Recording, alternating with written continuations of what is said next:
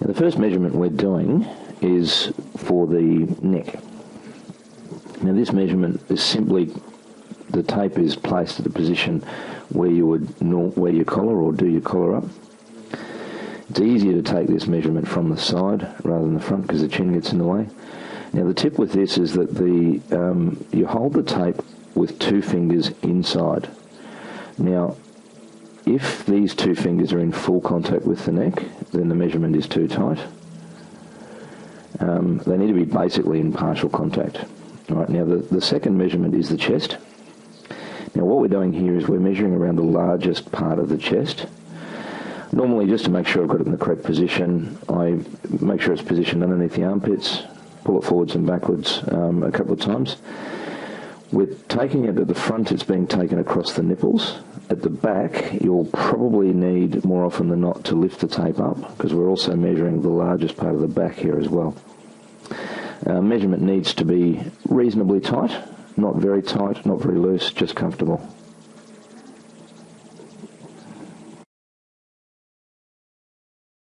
Now the third measurement we're taking is the measurement for the stomach. Now this one is taken around the largest part of the stomach. Now with each person this is going to be slightly different. What I normally do is consult with the customer, find out exactly what or where the largest part of the stomach is. This is quite often around the love handles part, but not always. Again, we've got the first 2 fingers inside the tape. Similar to the chest measurement, it doesn't need to be tight, but depending on how the customer likes the fit of the shirt, whether they like it loose, fitted, just comfortable, you need to be very careful not to make this measurement too loose.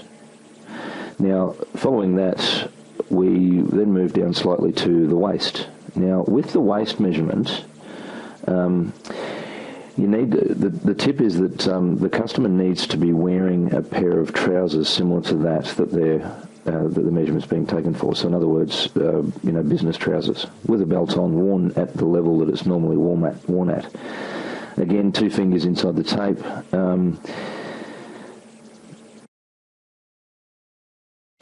This waist measurement simply the tape needs to be positioned as close to the top of the belt as possible.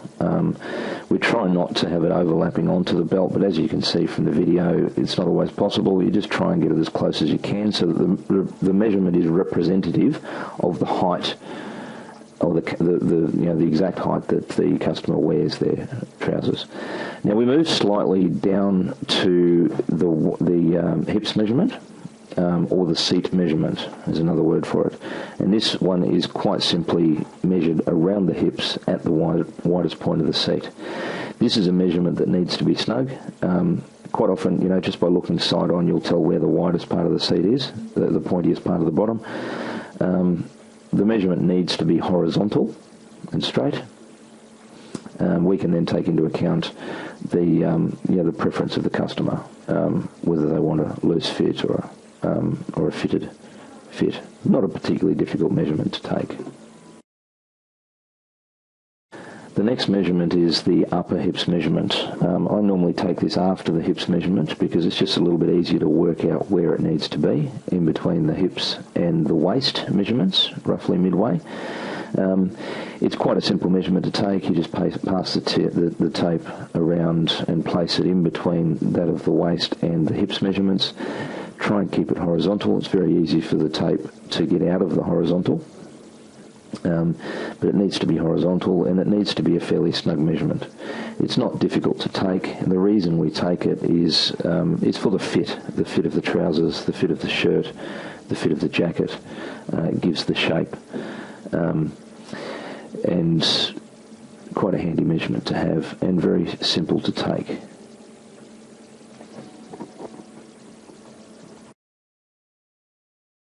We move back up now to the full shoulder or the yoke measurement. Now this measurement is taken from just below the point of the shoulder. You get a feel for this.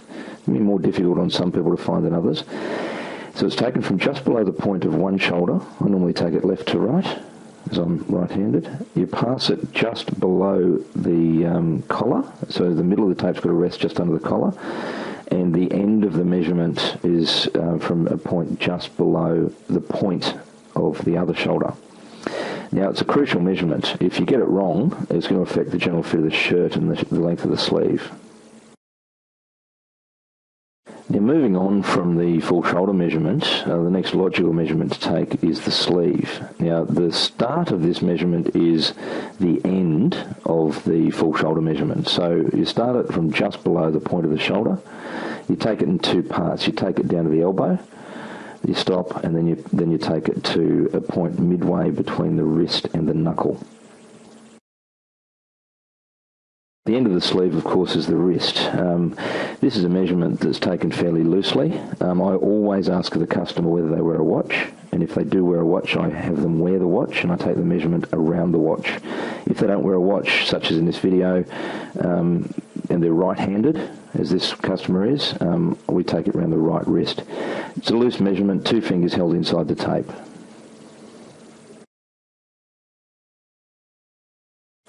And the last measurement is the jacket length measurement. Now, this is a measurement from the top shoulder seam of your shirt to the first knuckle of the index finger.